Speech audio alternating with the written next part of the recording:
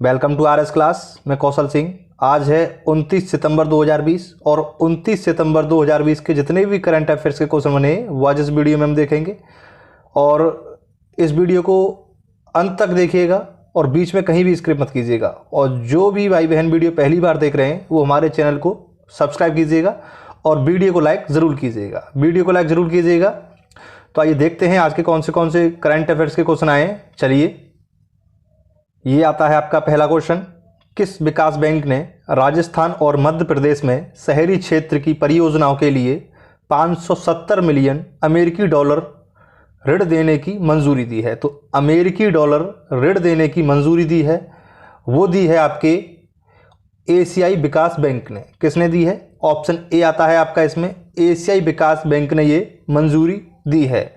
एशियाई विकास bank, ADV short में कहते हैं इसे, एडीवी, एशियाई विकास बैंक ने घोषणा की कि उसने राजस्थान और मध्य प्रदेश में शहरी क्षेत्र की परियोजनाओं के लिए 2 ऋणों की मंजूरी दी है। बैंक ने राजस्थान के शहरों में पानी की आपूर्ति और स्वच्छता की बुनियादी ढांचे के लिए 300 मिलियन डॉलर, कितने?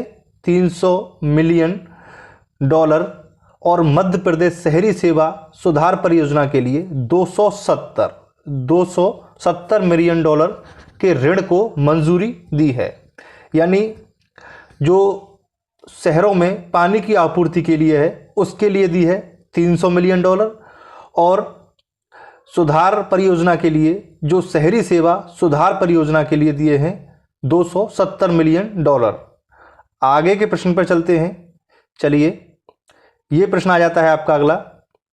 सेंटर फॉर डिसेबिलिटी स्पोर्ट्स किस शहर में स्थापित किया जाएगा? तो ये स्थापित किया जाएगा ग्वालियर में। ऑप्शन ए आता है आपका, ग्वालियर में स्थापित ये किया जाएगा। सामाजिक न्याय और अधिकारिता मंत्रालय द्वारा आयोजित एक कार्यक्रम में मध्य प्रदेश के ग्वालियर में सेंटर फॉर डिसेबिलिटी स्पोर्ट्स को आधारशिला रखी गई। मंत्रिमंडल ने फरवरी 2019 में, कब? फरवरी 2019 में ग्वालियर में सेंटर फॉर डिसेबिलिटी स्पोर्ट्स की स्थापना को मंजूरी दी। इस केंद्र की स्थापना के लिए परियोजना का अनुमानित परिव्यय 170 पॉइंट, कितना? 170.99 करोड़ रुपए है। अगले प्रश्न की तरफ चलते हैं।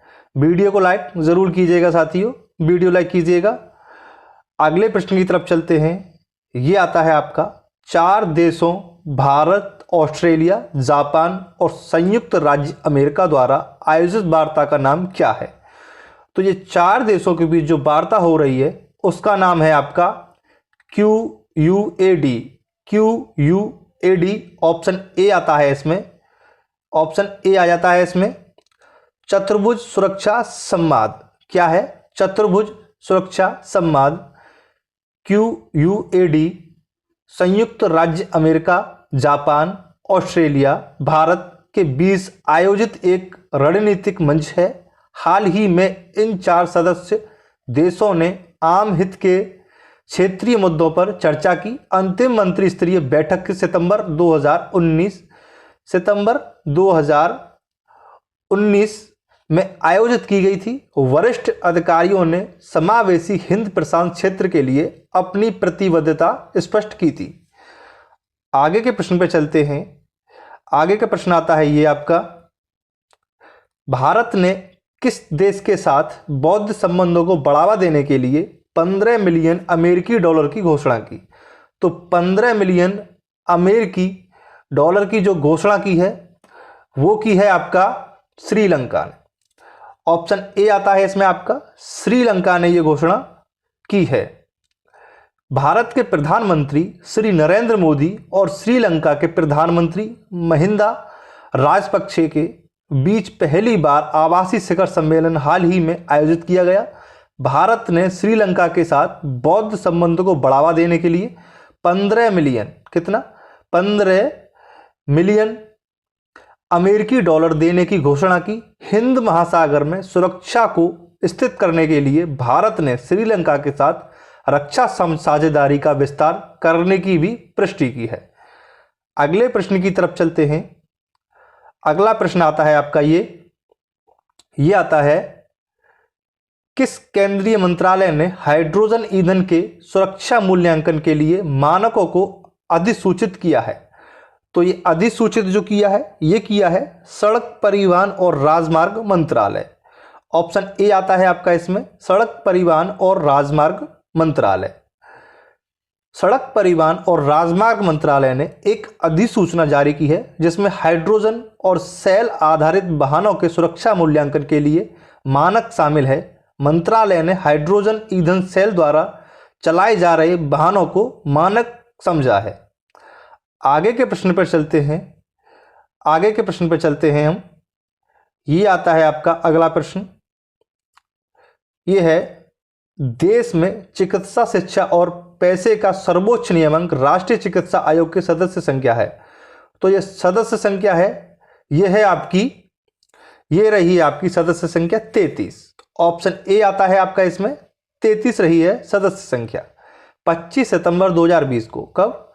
25 सितंबर 2020 को मेडिकल काउंसिल ऑफ इंडिया के स्थान पर देश में चिकित्सा शिक्षा और पेशी का सर्वोच्च नियम संस्थान के रूप में राष्ट्रीय चिकित्सा आयोग सेवारत हुआ। एक भारतीय नियमक संस्था है जिसमें 33 सदस्य हैं। कितने? 33 सदस्य हैं। इसे जनवरी 2019 में अध्यादेश द्वारा 6 महीने के लिए स्थापित किया गया था। कितने? 6 महीने के लिए स्थापित किया गया था। 6 मंथ के लिए स्थापित किया गया था। 8 अगस्त 2019 को राष्ट्रपति द्वारा अनुमोदन प्राप्त हुआ था। अगले प्रश्न की तरफ चलते हैं। अगला प्रश्न आता है ये आता है आपका, वह विमान कंपनी किसके द्वारा विश्व के प्रथम शून्य उत्सर्जन वाणिज्यिक विमान या हाइड्रोजन विमान संबंधी परिकल्पना जारी की गई? तो ये परिकल्पना जो जारी की गई, ये की गई एयरबस। ऑप्शन ए आता है इसमें, एयरबस के द्वारा ये परिकल्पना जारी की गई। कब की गई? 22 सितंबर 2020 को।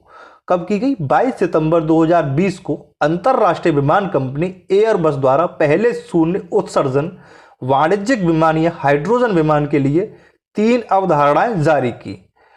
नंबर 1 है टर्बोफन डिजाइन, नंबर 2 है वेलेडेड विग, और नंबर 3 पर रही आपकी ट्रपोफ डिजाइन। नंबर 3 पर रही ट्रपोफ डिजाइन। नंबर पहला है टर्बोफन डिजाइन, नंबर 2 है बिलेटेड डिजाइन, नंबर 3 है टर्बोफट डिजाइन। अगले प्रश्न की तरफ चलते हैं। अगला प्रश्न है आपका ये आ जाता है, वह राज्य केंद्र शासित प्रदेश यहां राष्ट्रीय जैनिक दस्तावेज पंजीकरण प्रणाली प्रारंभ की गई? तो यह की गई आपकी असम में।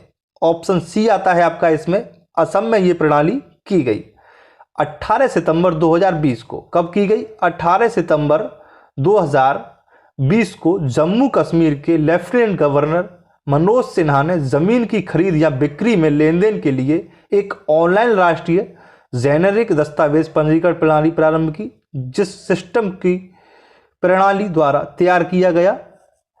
किसके द्वारा? सिस्टम की प्रणाली द्वारा तैयार किया गया। सॉरी, ये ऑप्शन सी नहीं, ऑप्शन आ जाता है इसमें आपका बी। ऑप्शन बी आता है आपका इसमें, ऑप्शन बी। आगे के प्रश्न की तरफ चलते हैं। आगे का प्रश्न है आपका, ये आगे का प्रश्न आ जाता है, वर्तमान संसद भवन और राष्ट्रपति भवन को डिजाइन किया गया था।